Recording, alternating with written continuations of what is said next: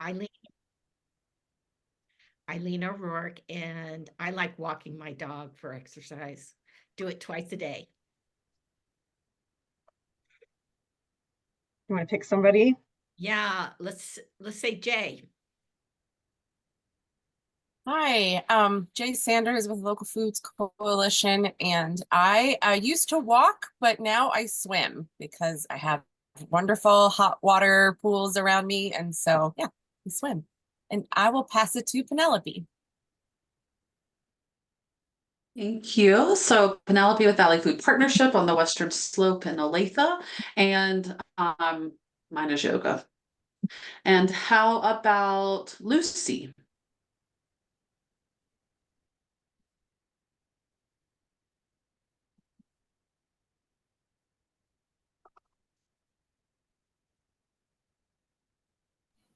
Buenos días, mi nombre es Lucy y creo que realmente acabo de entrar, no sé cuál es el tema que se está diciendo, pero estoy como entendiendo que es algo de la primavera. Por favor, si me pueden decir si estoy correcta. Thanks, Lucy. Sorry to surprise you. We're just saying our name and our favorite way to get some exercise.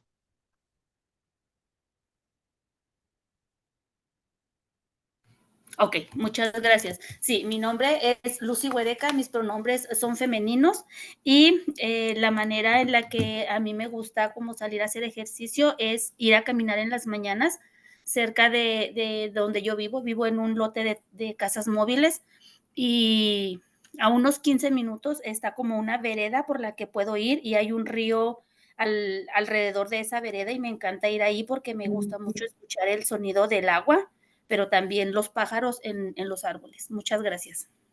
No sé quién siga. That sounds lovely, Lucy. Let's go to Erica. I'm Erica, Food Security Network, she, her, Aya. My favorite exercise is dancing. I love seeing all the steps after dancing, especially at a night at Red Rocks. I'm going to say Hallie. Hi, my name's Hallie. My pronouns are she, her, a, and I'm with the Jeffco Food Policy Council. And the most regular thing that I do that I love is walking my dog. I will pass it to Blaze.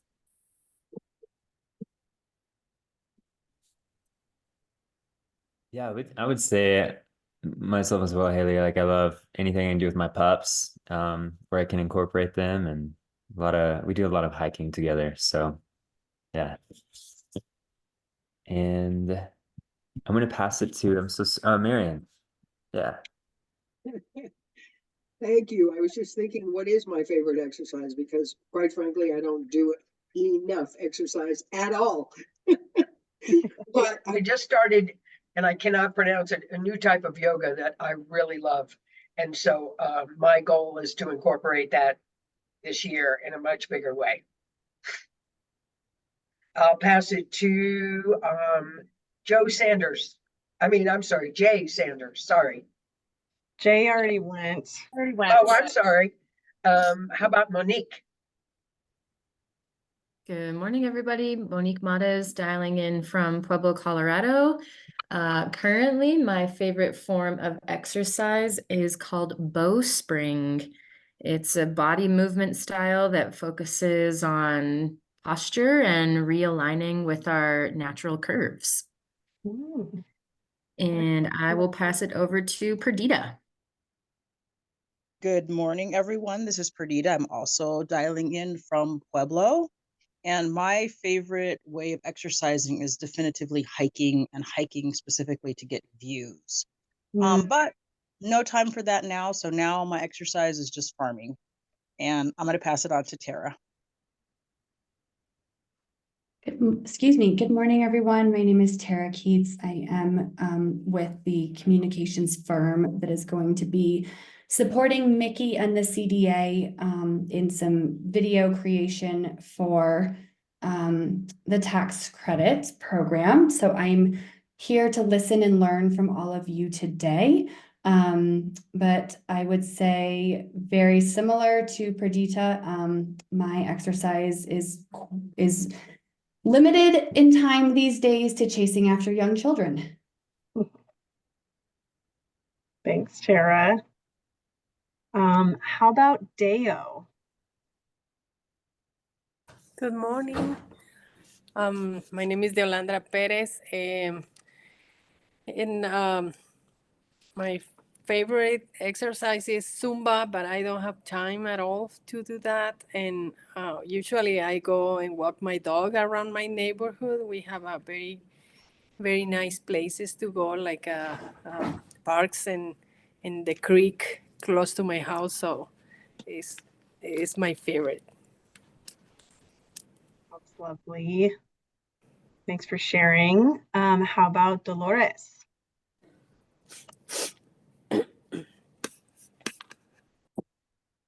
Hola, buenos días. Mi nombre es Dolores de Campo, de Proyecto Tech. Me encanta bailar. Trato de bailar por lo menos 3 veces a la semana, aunque sea sola. Y de ahí caminar. Se lo paso a Eri. Awesome. Hello, everybody. Morning.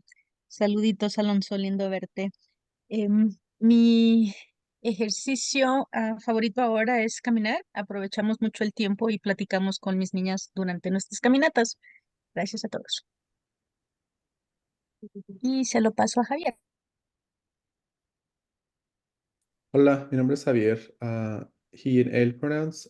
Soy del Consejo de Políticas Alimentarias de Jeffco. Y para mí es todo lo que tenga que ver con bicicletas, ciclismo.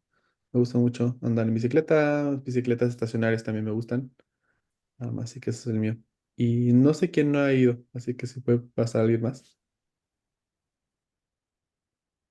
I think we've got Hunter. Thank you, Javier, for sharing.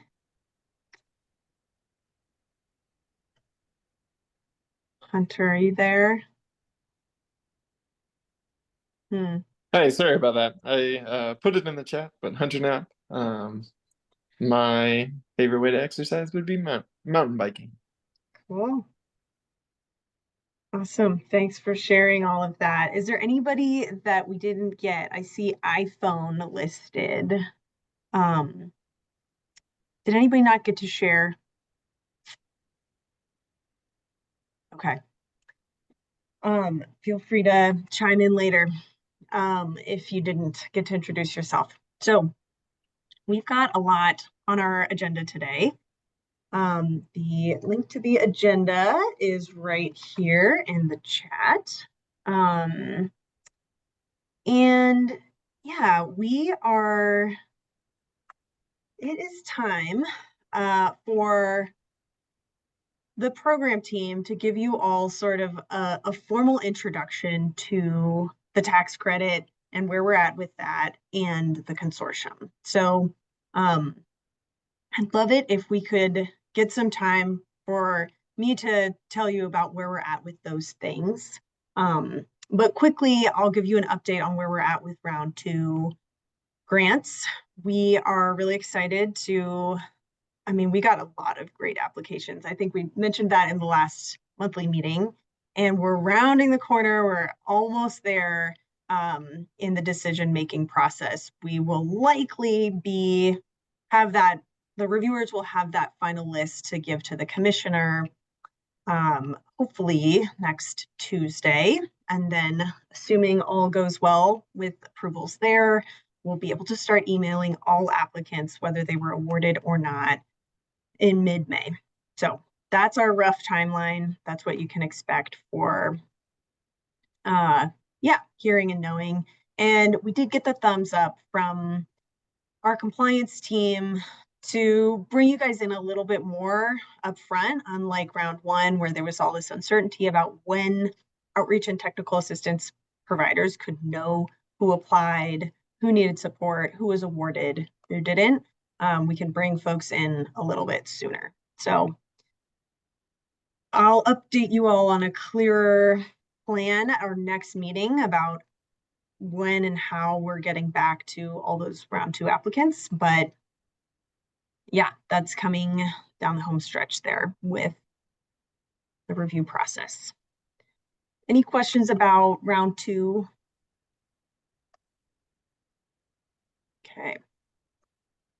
Gentle reminder that quarterly progress reports are due April 30th. So for many of you who started in the middle of this past quarter, it's okay if there's not a whole lot on there, but please do reach out if you've got questions about how to fill out that reporting form. We really do want the reporting to not be super cumbersome. We don't want it to be additional or different from the kind of tracking you're already doing for outreach and TA. So reach out to me if you've got questions about reporting. Last update, we applied to a national grant back in November to try to keep some outreach and technical assistance providers for the coming years to do outreach and TA for the tax credit and for the work in the consortium. We finally heard back and it was bad news. We did not get this grant. So I wanted to tell you all about that and commiserate a little bit. I'm upset. I thought we were a really good fit, but they did offer to give us feedback and tell us more about why we didn't get it or why we weren't a fit. And I do believe they plan to do a similar grant in the coming years. So that's something we'll be asking for feedback about. But I did want to let you know the department is trying to hatch a plan for how we can keep outreach and TA for the coming years, because we know that we'll need it for utilization of this tax credit, for compliance with the grant, and for utilization of consortium work.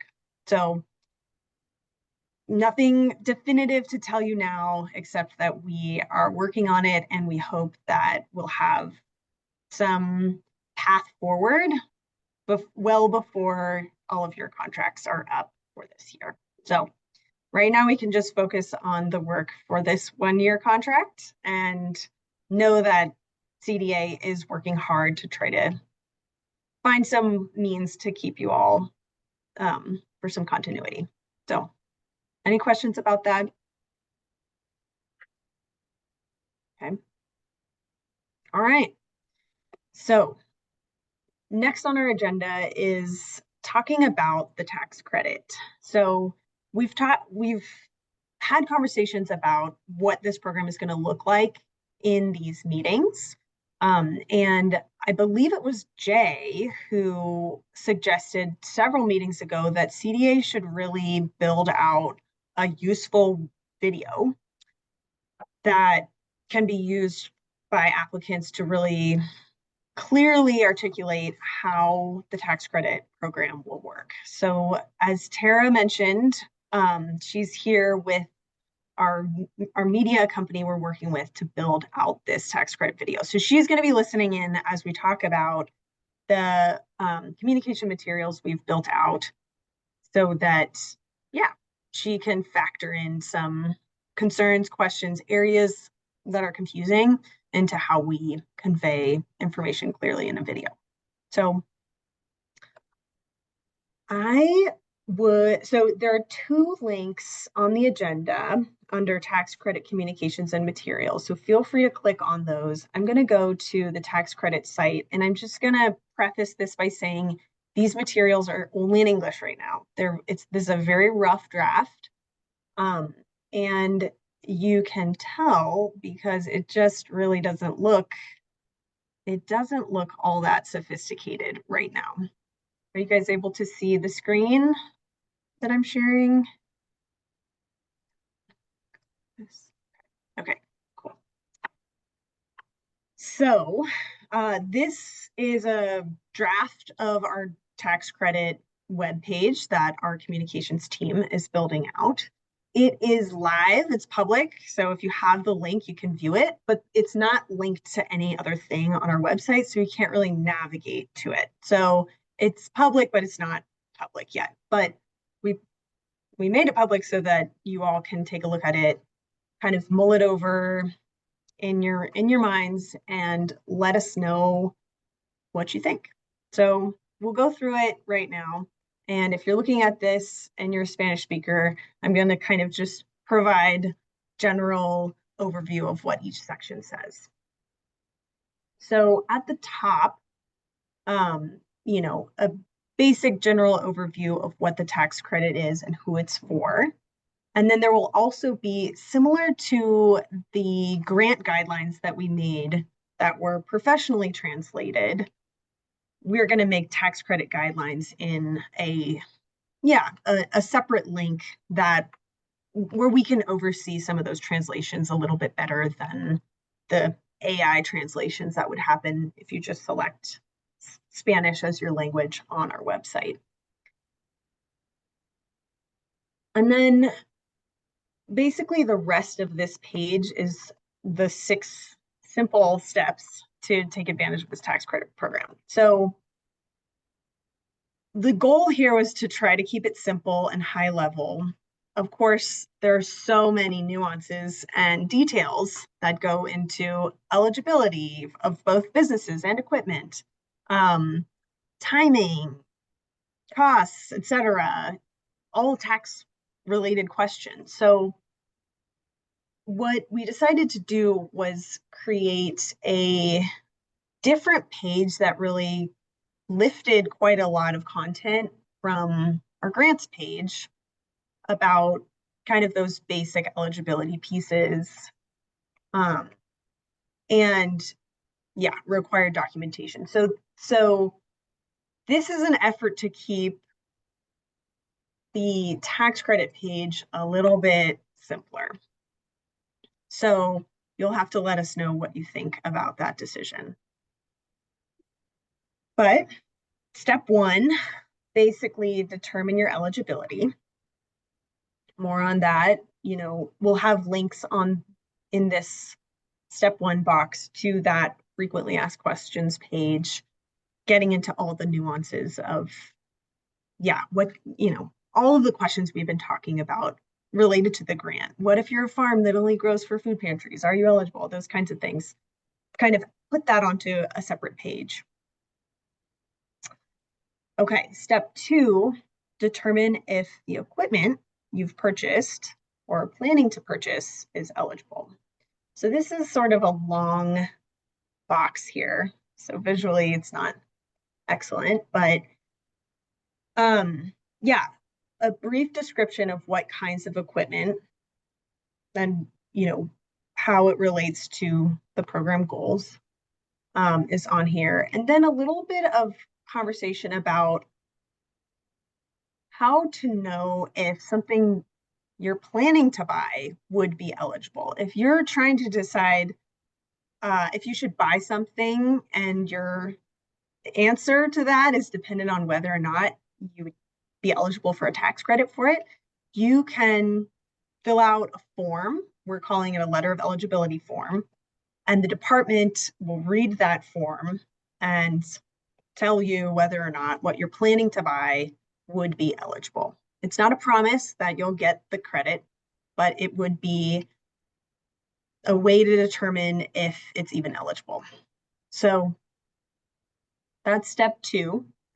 You also don't need to have a letter of eligibility to apply. If it's something you already bought and you were going to buy it anyway, you can still apply to see if you can get a tax credit, which would benefit your business, right? So, yeah, of course, then there's the same questions that we had for the grant about how do I determine that I'm in a low income, low access area? And then all of the same equipment questions. So we'll expect to be fielding a lot of those and also host several information sessions. Before I go any further, does anyone want to stop me Is anything confusing about, yeah, anything I've laid out so far? Okay. All right. So This is Monique. I have a question. Oops, sorry. Go ahead, Monique. You too. Yeah, so for the items that folks have already purchased and then could potentially get a tax credit for, is that within the same year that they're, so let's say it's purchased in 2024, they're submitting their 2024 tax return, then maybe they can get a tax credit.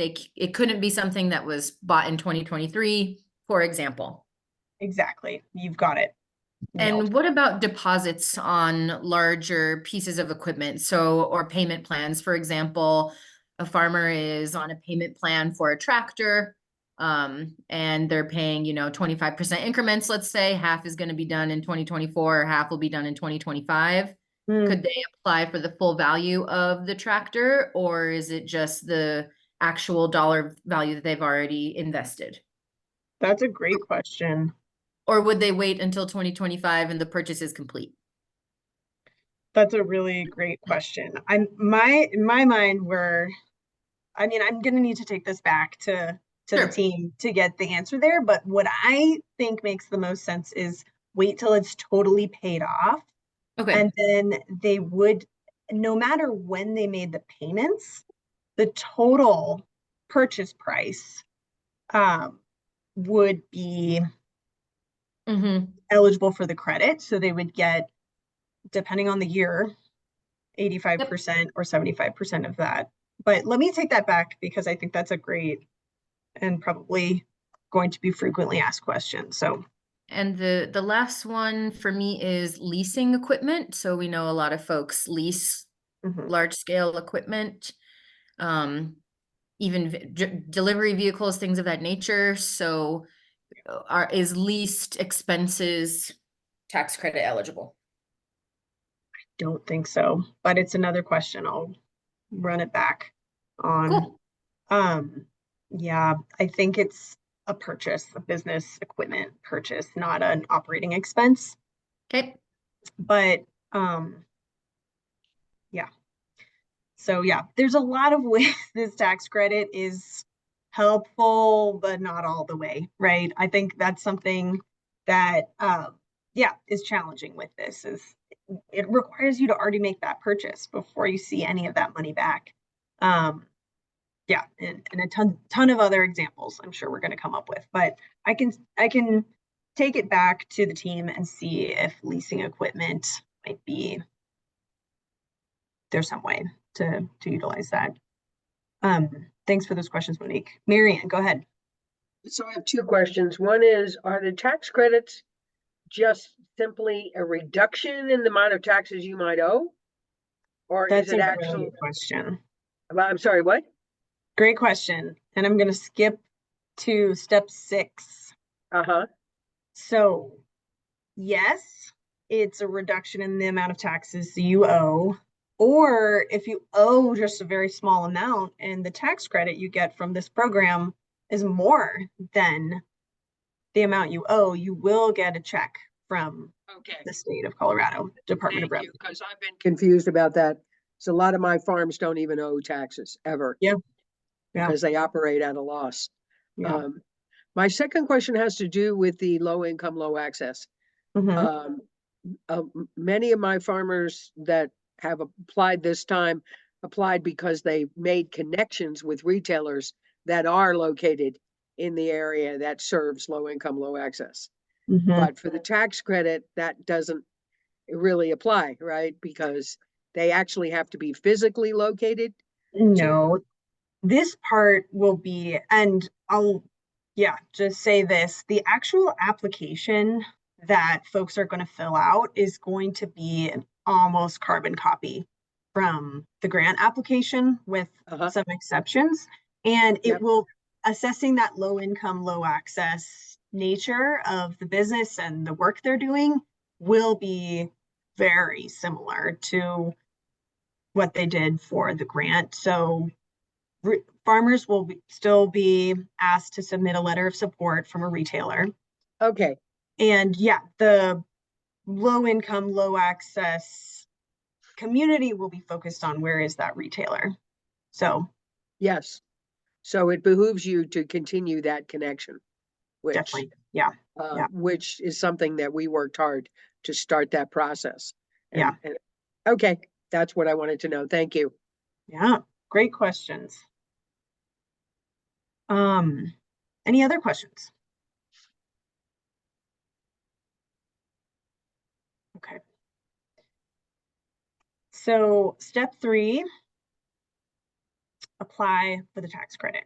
So like I mentioned, the application will be very similar to the grant application. So you should be familiar with a lot of those questions.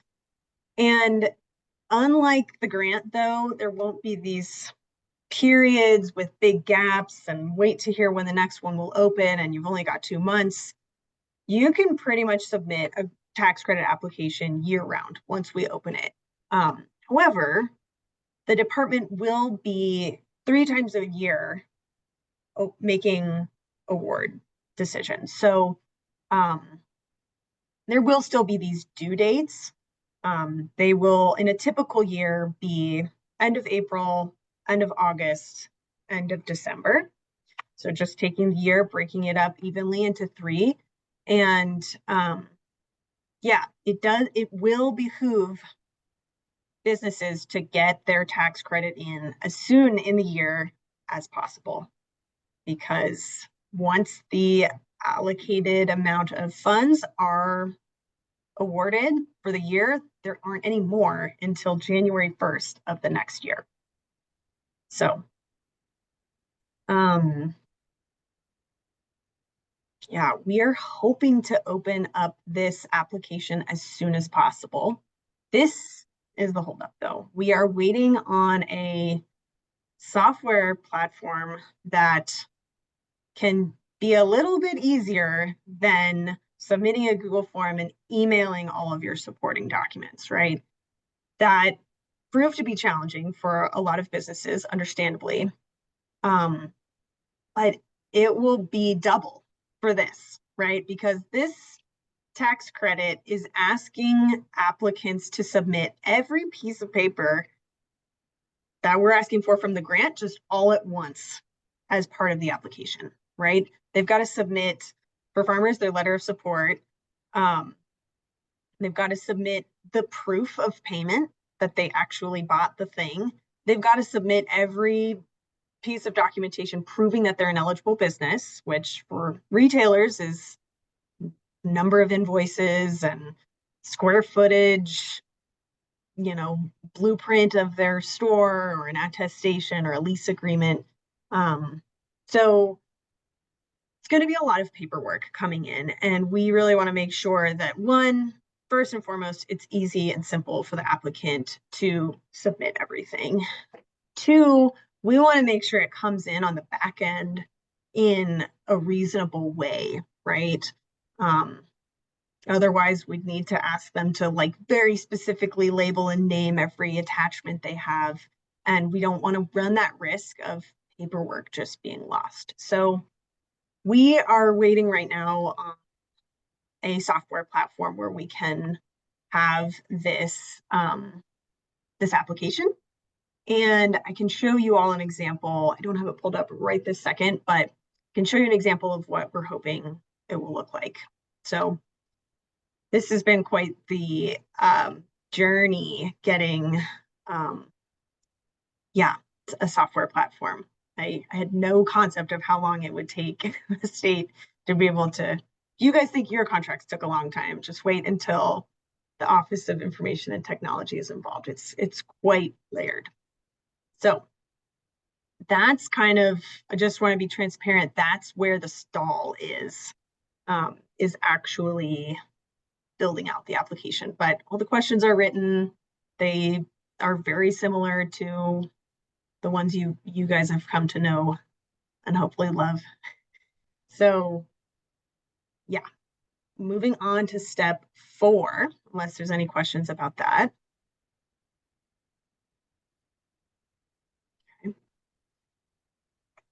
Okay, so this is how CDA is going to process and evaluate the application and make awards. So this is another place where it's different from the grant.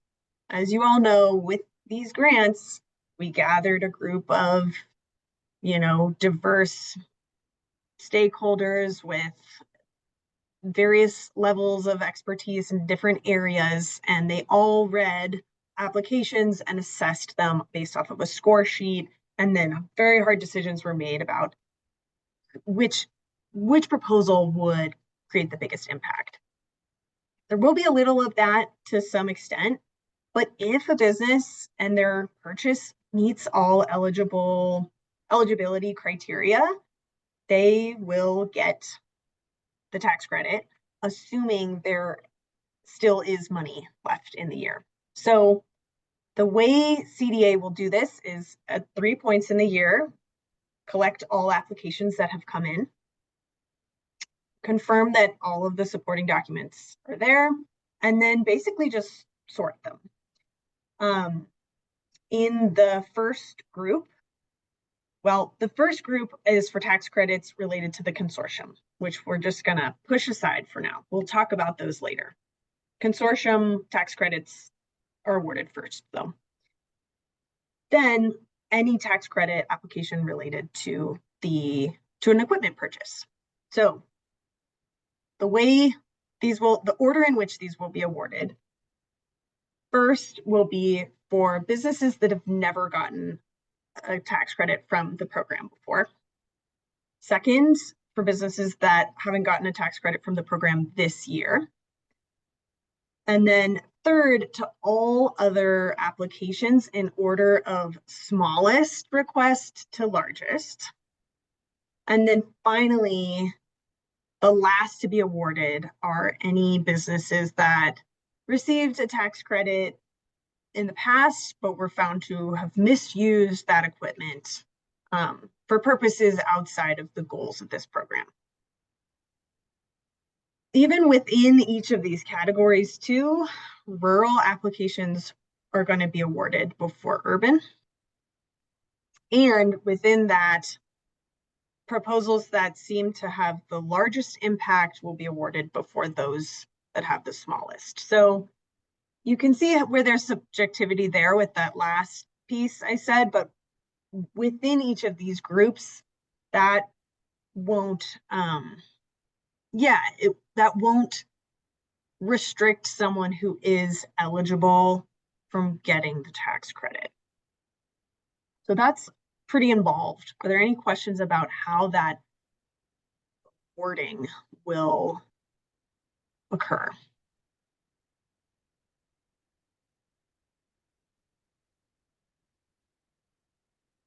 This is going to be kind of a lot on the program side, but hopefully the way it's received by businesses is just great. I applied and I got it. So again, the only thing to really be concerned with this priority grouping and ordering is when we're getting close to that cutoff. So again, CDA has 10 million to award in tax credits every year for the next 7 years. So this will only come into play when we're getting close to that 10 million mark, and someone might, where we put them in the order might mean they either get it or they don't. So another note about this website, we're hoping to have very big and bold at the top, some very clear visual of how much money is left for the year, how much has already been awarded as a tax credit, and how much is in the process of being awarded, and how much is left. Any questions, comments about that? Okay. All right, and then the next 2 steps are, basically the business will get a certificate from CDA. And that certificate can be included when they file their taxes, but we've been told by the Department of Revenue that whether they include that certificate or not, it's not that important. What really matters is the CDA talking to the Department of Revenue and telling them this business should receive this amount in a tax credit for this tax year. And then, yeah, everything else is in the hands of the Department of Revenue. So we do foresee some issues there with us being a big point of contact for this application. And then what actually happens is kind of out of our hands. And there are a lot of things that can happen with how much they actually see back. And it has a lot to do with how much they owe the state in taxes. Also, if there is any outstanding amount that is owed to the state from prior tax years, that could be gobbled up by the Department of Revenue before they receive their award. So any questions about how that is, when they'll actually see that money and how? Okay. So yeah, other important information, as I mentioned, there's going to be 10 million for us to award every year. We are working as fast as we can to get this application open so that we can start awarding it for this year, because we want to try to use all 10 million every year. And then the equipment must be purchased in the calendar year for which the certificate will be issued. And then, right, there's some nuances there because some businesses have different tax years, but the equipment purchase has to be made in that calendar year. Yeah, that's the high level summary of what this tax credit is and how it's going to work. Any questions about one, the program, or two, comments about how this information is being displayed? Are there things we could do to make it more clear? And are there questions you'd like to see answered in a video related to this? Nikki, give me if you've already addressed this, but I didn't catch it.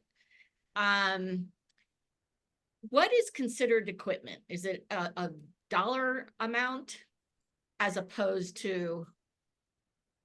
Can you guys see this new FAQ page? Okay, that's a great question, Eileen. And this will be the same list as the equipment listed as eligible for the grant. So I've got to go back through here. I think there are some things we listed. I don't think like a repair or an update is actually, I mean, it has to be a piece of equipment. It can't be like an expense related to it. So so now, Nikki, I'm just reading there, major repairs or updates to existing equipment. That's something we've got to delete. Yeah, that's not accurate. It has to be a piece of equipment. So this is copied and pasted by our comms department. So it still needs some revision and our legal team needs to look at it again. But yeah, basically thinking about anything that was eligible for the grant as in the equipment bucket is eligible for the tax credit. Okay, and then the other not eligible factor that's interesting is equipment that will not result in expanded access to an Lila community. Now, to what extent does the applicant have to prove that? So again, the questions from the grant will be the same questions. And so, yeah, it's that same line of thinking. And yeah, there will be a little bit more follow-up with the tax credit than the grant. So, you know, we'll be sending reporting questions, and that's how we'll assess whether or not the equipment was being used inappropriately and if they should go into this priority grouping, the last priority grouping for receiving another tax credit. But right, the line of questioning will be the same as the grant. So yeah, everything that went into building that case can be the same things that build a tax credit case. And what if the equipment is not exclusively used for that purpose alone? Yeah, that's a really good question.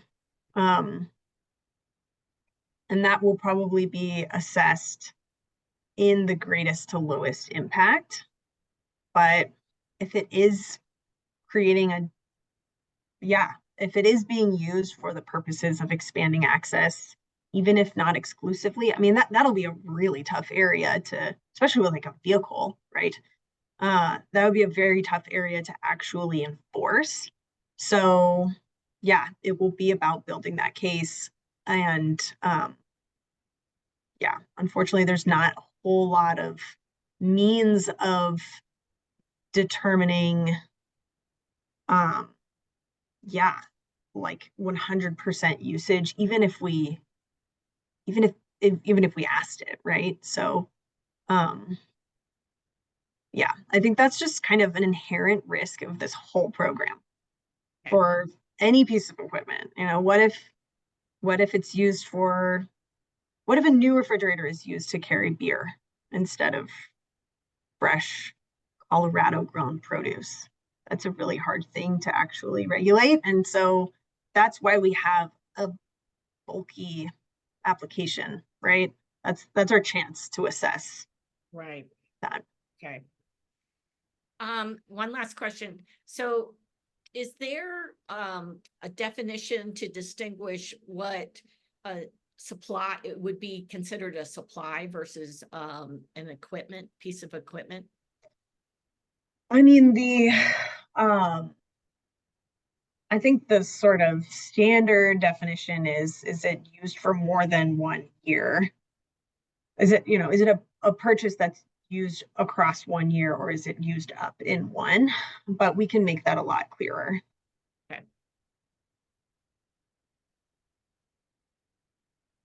Any other questions, Eileen? I think that's it for now. Thanks. Thank you. Jay, go ahead. Yeah, so that that was great, and it made me have a lot of questions. So if it was, let's say that like somebody needs to repair a piece of equipment, but they're buying a part for that thing. So they're actually making a purchase. They're not paying for a service to fix a refrigerator or a truck. I'm just curious about purchasing parts for repairs. That's a really good question, because it is it's a purchase. They're not leasing it. They own it. It's for something that, I mean, they'll have it. For a piece of equipment that would qualify in this whole deal. That's a really good question. That's a question. Another question is, because I do have a farmer who's looking at buying a building, and I'm wondering if buildings and really know. Okay. And then what about, and this building is very specifically for building out cold storage for other producers to store their goods in, which I think absolutely would, increase the local food we have available here. So would the materials needed to do that build out qualify for this? Because he's essentially creating equipment and space. I'm leaning towards, I doubt it. All of the cold storage, yes. Now, every piece of cold storage would be, assuming, all those other things. But yeah, building, construction equipment, I'm just noting this down so that I can get, actual answers. And a lot of it's like going back to the legislation. Well, so, and if you think, not on a build out, then I'm thinking he might be better off simply straight purchasing cold storage containers, because he would get the credit for that, but he wouldn't get it if he actually repurposed a building and did the build out and built refrigerated rooms himself. you know, so Yeah, that is a big, right, if the whole shipping container that is cold storage counts as one piece of equipment versus building out a building. Yeah, that's a really good question. I will ask and I will get back to you guys about this, and we'll put this on the FAQ page. So construction, building. Okay. Thanks for these questions. What else?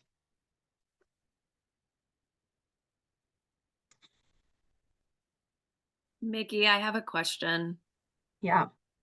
This may be really stupid and you may have addressed it, but so if someone received grant funds, got their equipment with those funds, are they excluded from the tax credit, or can they apply and then almost get the double amount for that equipment? Like it's free money. Not a double. We can't duplicate benefits here in the government, but we can. Okay, let's say somebody bought a piece of equipment that was $100,000 and they got 50,000 from the grant. So there's still 50 left. They could apply for that remaining 50 that they spent their own business money on and get a tax credit for that piece. And again, what would that amount be? 85% of what they spent. So that could cover almost the rest, but it couldn't be a double. Okay. Thanks. And we are checking about, was this paid for with the grant of another kind? We do have to do our due diligence on the duplication of benefits because they're taxpayer dollars, and nobody wants to be on the cover of the Denver Post. This program gave free money out. We got to avoid that. But yes, they should take advantage of it if there's any remainder that they paid for themselves. Good questions, you guys. This is fun. Any suggestions for Tara, who is, developing a video to go with this? Anything you want to see in particular?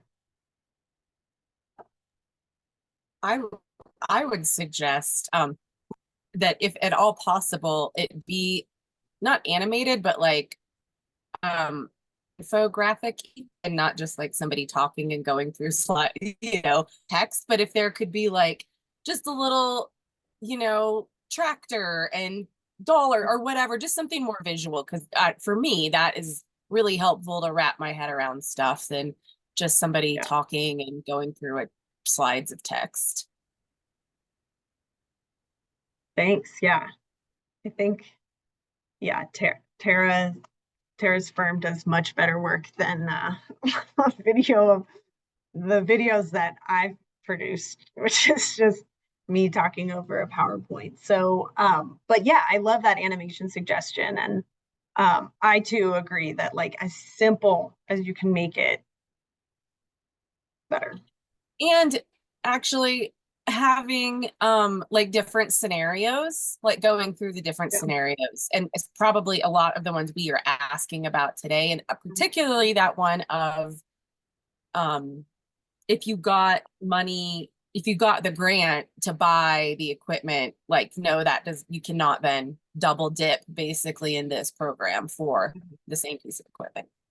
But yeah, just so answering a lot of the things that we're asking today. Yeah. So thanks, Jay.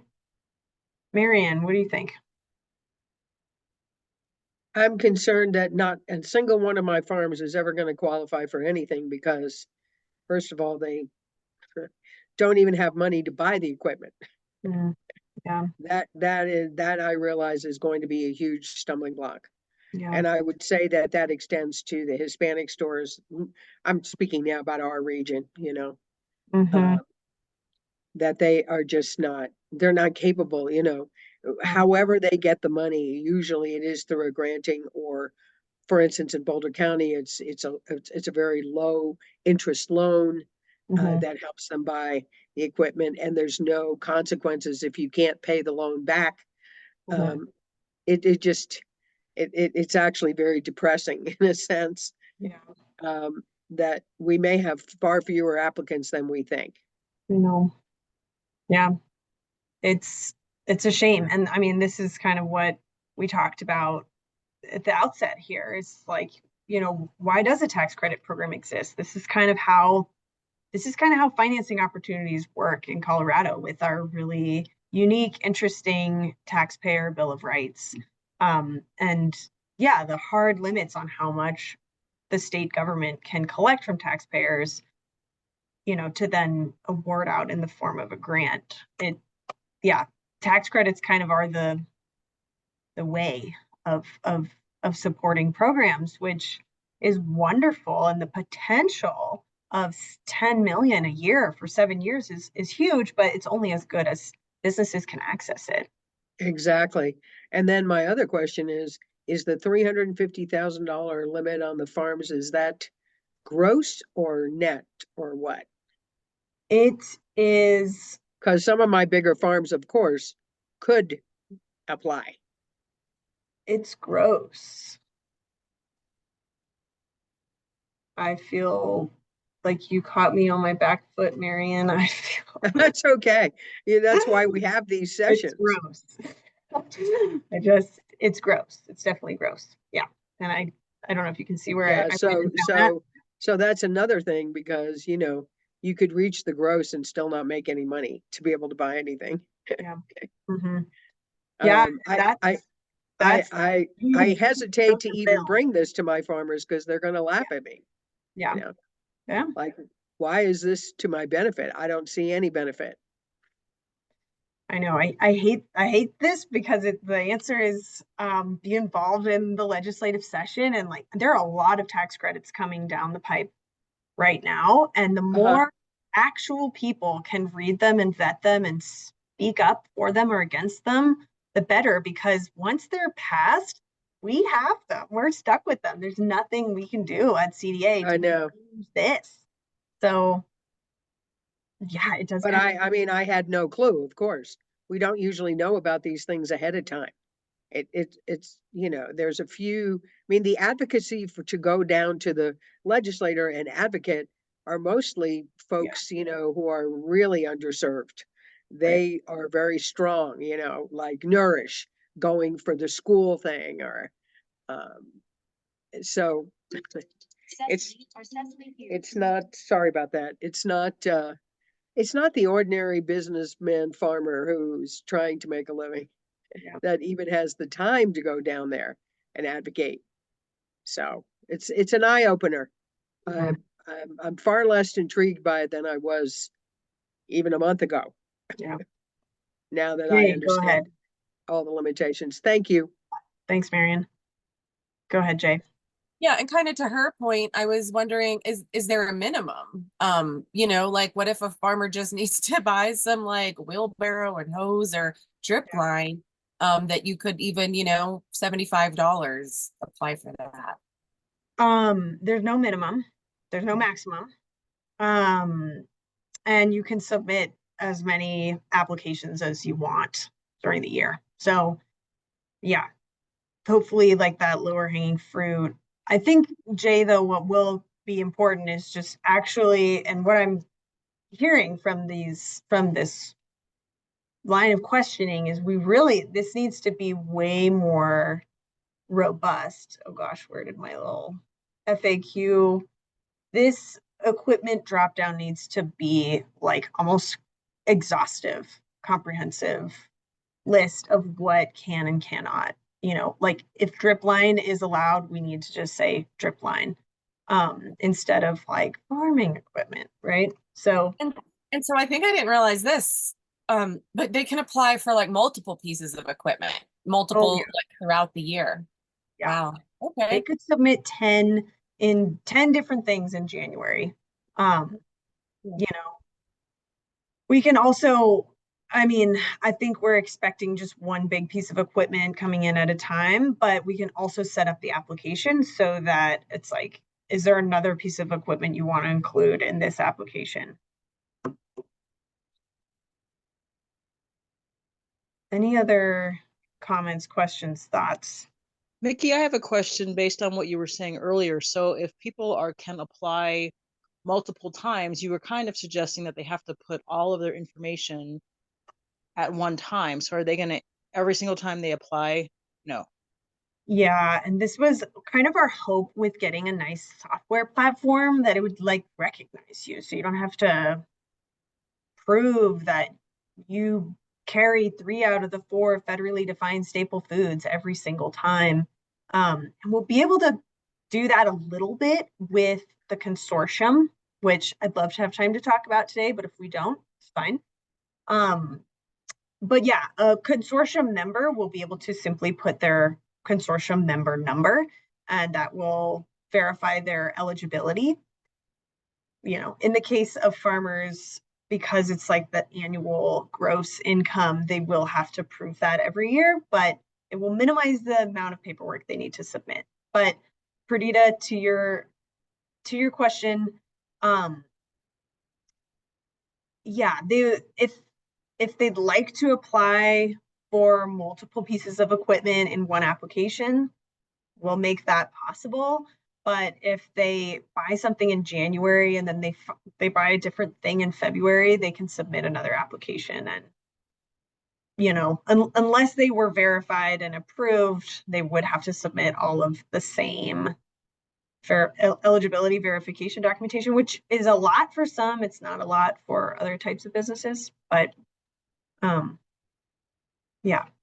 And that brings up a really good question. Like, if you wanted to submit 10 applications throughout the year, like, is that like the 36 questions 10 times that you'd have to answer?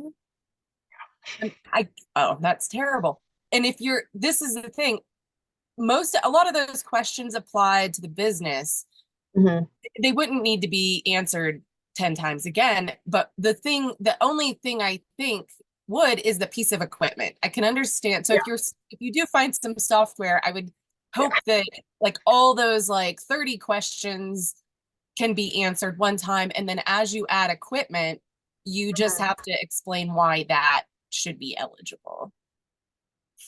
Wouldn't that be nice? Yeah. There you go. Yeah, we had really high hopes for a really comprehensive software platform that could just do a lot of like CRM, right? Like client relations, and yeah, keep a profile on people. It would be way better for reporting too, right? But unfortunately, we didn't. Yeah, we're probably going to be stuck with something that's not that smart. So yeah, Marion. You're on mute, Marion. Yeah, I know. I'm sorry. I have one more question about major repairs or updates.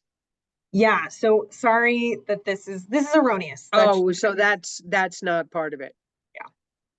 But if you bought a tractor or you got a tractor because you won the award, because some people have applied for a tractor.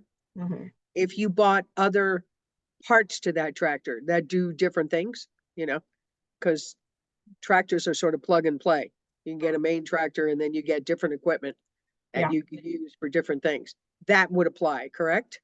Yeah, like a tractor implement. Yes. Yeah, piece of equipment. Yeah. Yep. Okay. Yeah. That's good. That means I might have one farmer who could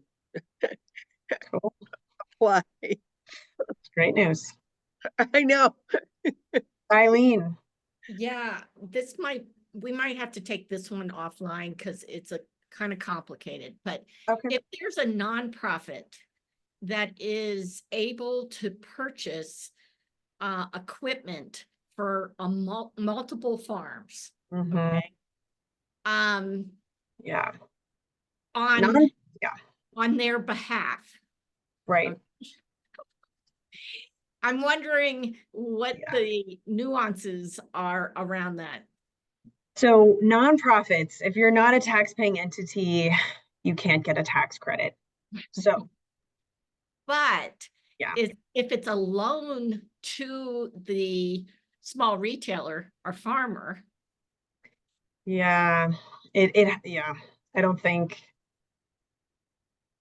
well, yeah, there would be no credit coming to the nonprofit. Correct. So But they it couldn't, would- So the individual farmer and retailer would be the applicant then in that case. yeah, and they would have to prove that they purchased the piece of equipment Got it. that their business purchased, yeah. That's right. And where they got the loan for that doesn't matter. No, Okay. no. Yeah, CDA will just be looking for proof of purchase and receipt. Similar things to what we talked about, I think at the last meeting where we walked through that proof of purchase guide. Right. That's what we'll be looking for. But yeah, if the business acquired a loan to make the purchase, that shouldn't affect the tax credit. Well, that's a good thing. I didn't understand that. Let me just verify that. Yeah, you probably should. I don't think it would matter. All we're looking for is, did your business pay for this equipment? And yep. It's not important as to how they paid for it, other than it can't be a grant. No, if you don't have to pay that money back, then that would be a Right. duplication of benefits. But Yes, but if you take a loan, you could possibly get it back. I'll just verify that, but at this moment in time, I see no reason why that would be an issue. Oh, well, that would be super helpful. So when you know, please let me know. Okay. Yeah, and I asked a minute ago, like if you got the CDA grant to buy that equipment, you don't qualify. But what if you got a grant from somewhere else? Yeah. And we would I would put that on the website. Like if you got a grant from anybody to pay for this, this doesn't qualify. Yeah, and that is one of the questions in the application. You may recall, did you receive any, are you planning to receive any money for this exact thing? And CDA does do due diligence. So yeah, and that would be fraudulent use of funds. So yeah, that will be well communicated. Yeah. It may, well, no, never mind. Eileen, do you have another question, comment? No, I'm thinking. Okay. You can tell I'm thinking out loud. Yeah, you're off mute. You know, this is like a tax attorney thing, but what if your cousin gave you the money to buy it? He might be taking the tax, write off for advancing you the money. It would, why it yeah, gets we wouldn't see that, right? All we would see right is We did this see it, but business, yeah.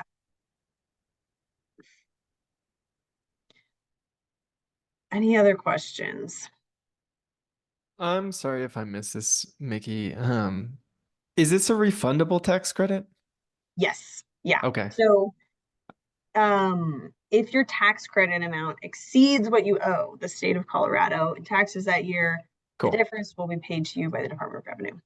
Excellent. Sorry, I missed that. Yeah, no worries.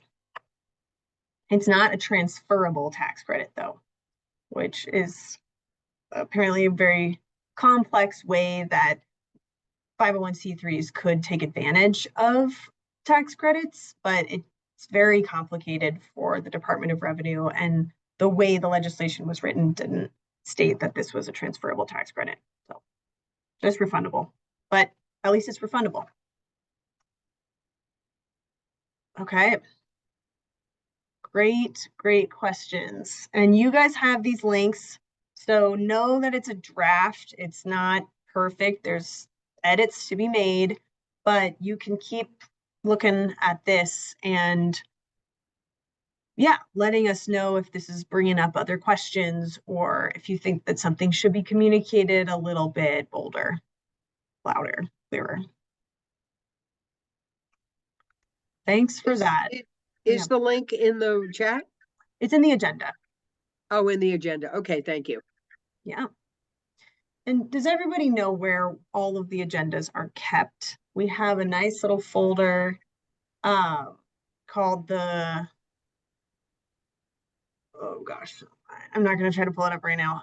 It's called the Contractor Resources folder, and it should have everything from all of the agendas from every meeting, and then a lot of resources too. Also in it is this consortium presentation, which I think we could try to quickly go through with our remaining time. And this can just be a high level, this is what the consortium is, and you have this presentation in that folder, so you can go back to it, and we can get in deeper into questions on the consortium at our next meeting, or at a meeting you want to schedule with me before our next meeting. So many of you have heard us reference this consortium quite a bit. So what is it? So the consortium is defined in the legislation that set up this program and established the grant. The consortium's existence is a little bit older than the tax credit, but neither of them are live right now. So I want you guys to remember that. We've done some scoping for the consortium. We've laid some groundwork, but what we're really kind of waiting for is for all of the grant awardees to come together and form that core group of consortium members. So it's a network of small food retailers and small family farms. You do not have to have been awarded to be part of the consortium, but we did make it mandatory that if you were awarded, you would be part of the consortium. So that's our sort of core group, are the round 1 and round 2 awardees. So once we get that list sorted out, we will kick off our first consortium meetings. The goals of the consortium are to lower prices that small food retailers experience just by being small. So as we know, when you're a small store, you don't have a lot of buying power. So you're not getting the cheapest rates on deliveries. And sometimes deliveries don't even make any sense. And you buy your products that are perishable or that you just need in small quantities at a big box retailer like Walmart or Sam's Club or Costco. And then you have to mark those up when you sell them in your store.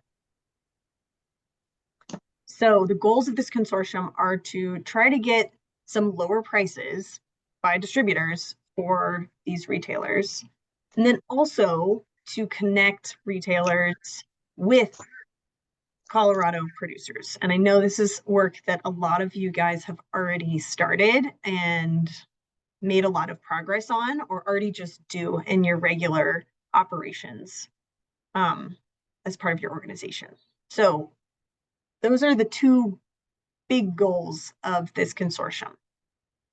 Connect to Colorado growers and lower those prices, whether it's the cost of the food or the cost of getting it delivered. So who are the members? Small food retailers, and then also, this is different, Colorado owned and operated farms. This doesn't have a gross income cap. So you can be a big Colorado owned and operated farm and be a consortium member. So can anybody else be a member? No, the legislation makes this consortium for those two groups. However, there are plans to bring in other relevant businesses, organizations, institutions, agencies to support these businesses, but the membership is just for those two business types.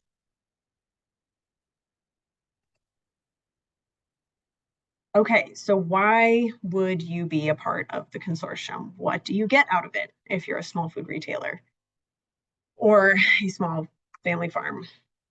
Or I'm sorry, I should stop saying small family farm. A Colorado owned and operated farm.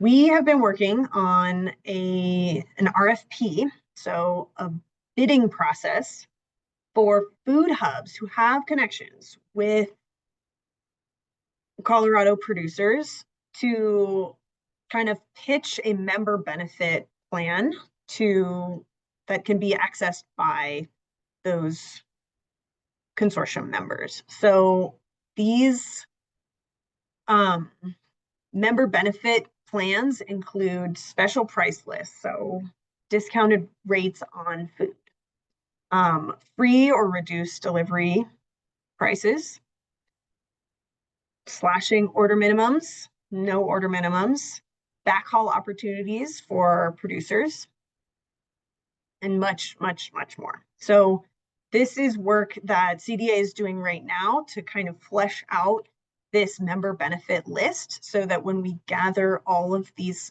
brand new consortium members and tell them, here's what you get by being in the consortium, it's a comprehensive and clear list, and they can start taking advantage of it right away. So they can, call up or place an order with their local, food hub provider and get access to Colorado produce and other products.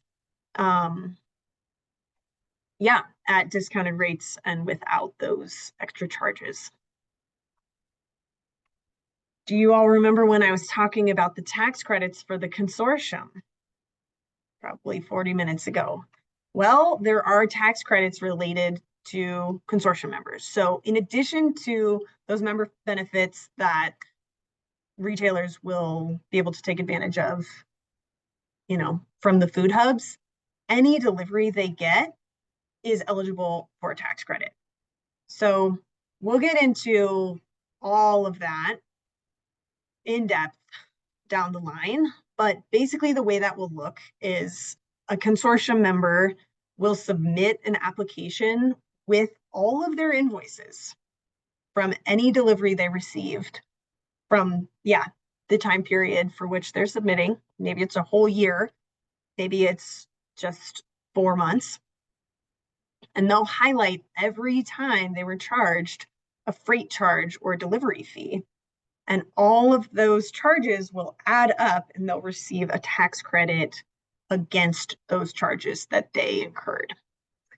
So lots of paperwork, lots of scanning. Jay and I were talking about this earlier, lots of scanning. But we've been talking with retailers, and even though this wasn't our idea for setting up a tax credit in this way, we have heard from retailers that this can amount to quite a lot of savings for their business over the course of a year. Some retailers we talked to incurred $8,000 in delivery fees a year. So a tax credit against that is actually pretty meaningful. So what else besides those member benefits and those tax credits for those delivery fees? Well, you name it. Anything that these members want, we can connect them to resources. We can send out newsletters. We can have regional convenings. We can do peer-to-peer learning. We can, see if there's a way we can advocate for more technical assistance for helping retailers become SNAP authorized. The opportunities are boundless. I know we've got, as part of our outreach and TA providers, Angeli now has a position at Nourish overseeing the EHIP Healthy Food Incentives Program. This is a brand new, I think the other name they're using for it is the SNAP bonus program. So this is a great group to kind of talk to all these retailers at one time about this new healthy food incentive program, see if they're interested, recruit members to participate in a pilot. So this consortium has a lot of potential. But what we're really hoping is that the direction that this consortium goes is not determined by me.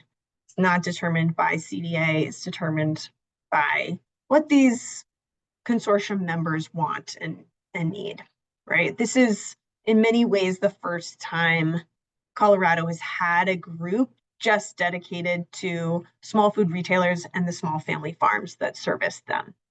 So I think there's a lot of potential. I think probably all of you guys have 100 ideas for what we could be doing in these consortium meetings.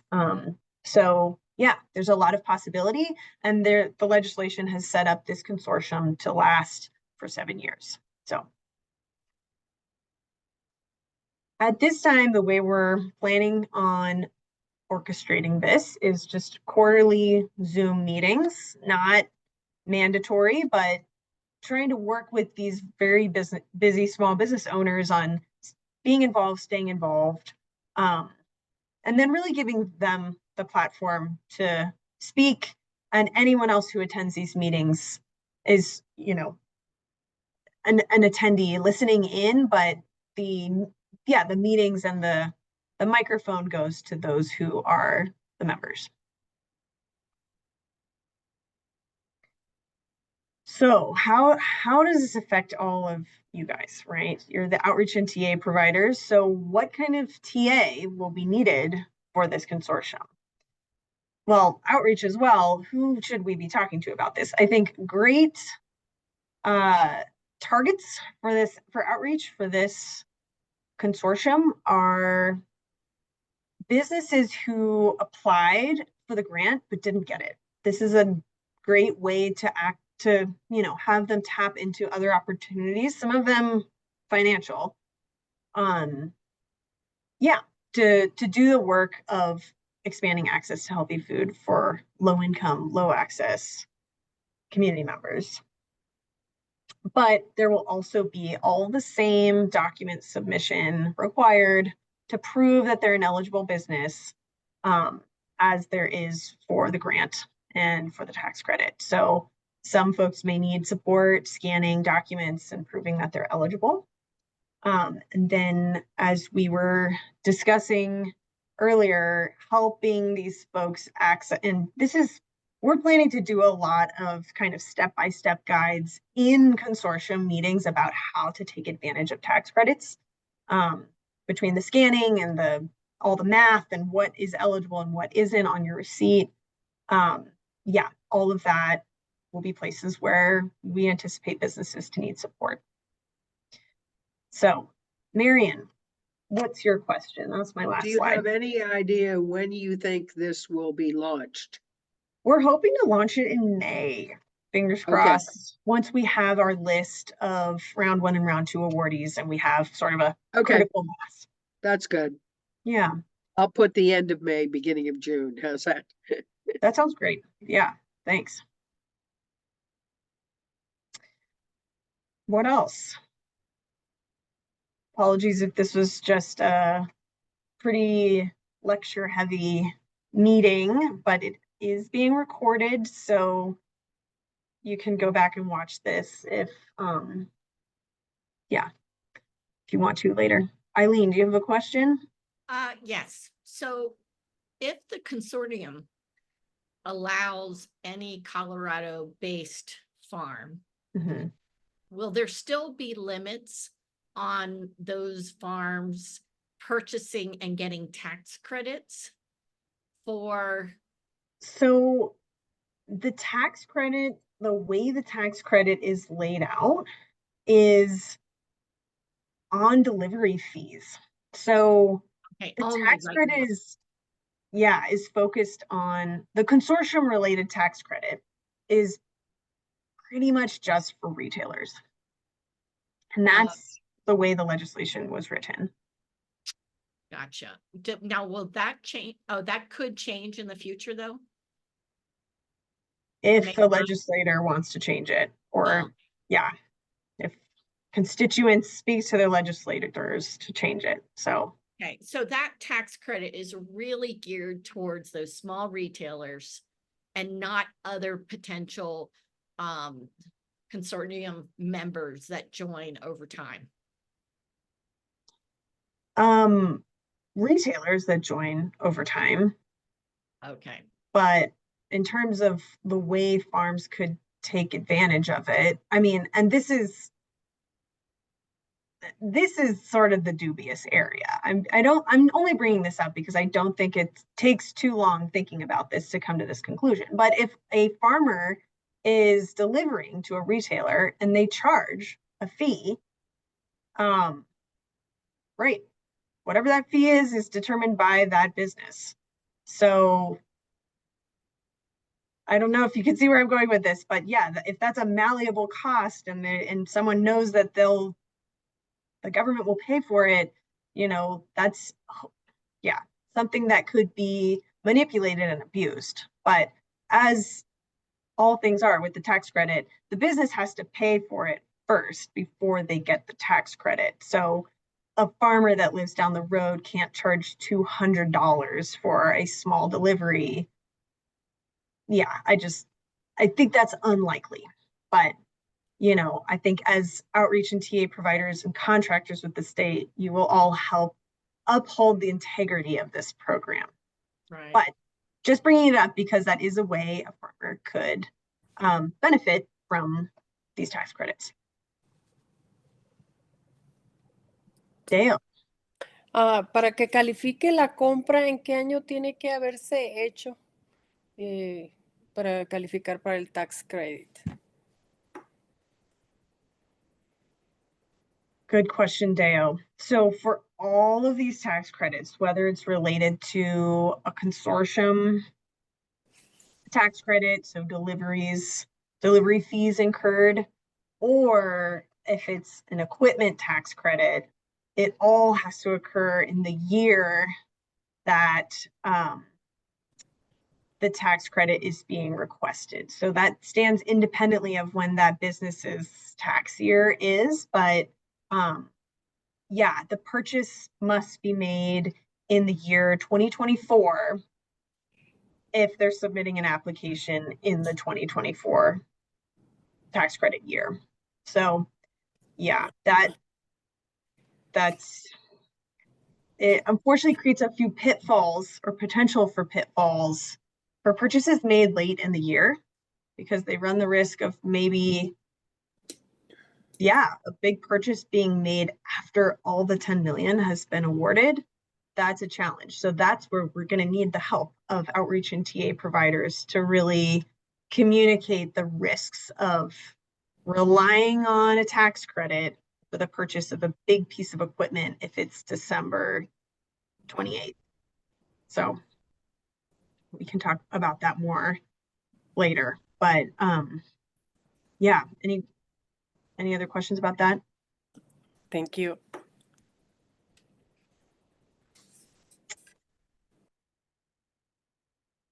Can't believe we got through it all today, you guys. And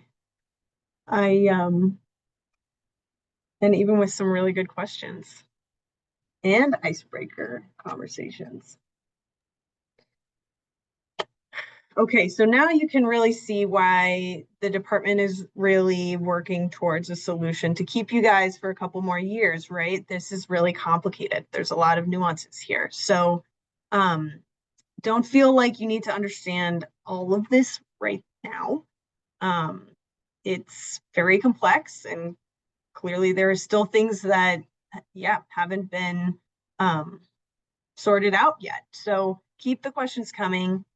And I will be passing along all feedback to Tara, and we'll hopefully be building and developing a video that can be evergreen for all the years of this tax credit, that you all can take advantage of and all of our applicants can take advantage of. Yeah, Jay, go ahead. I just want to make sure you see what's going on in the chat. Oh, thank you. Really get off. I'm okay. All right. Okay. I would suggest the video encourage potential applicants to utilize CD hour. Yes, great. Will it be in Spanish and other languages? Yes, everything will be in Spanish. The video will be in Spanish. Our website materials will be in Spanish. And then as we did with the grant, all materials can be put into other languages upon request. So yes. Great. Yes, Spanish language video and accessible video is definitely baked into this video. Great. Glad that everyone found this to be a helpful meeting. Okay. I'll stop recording.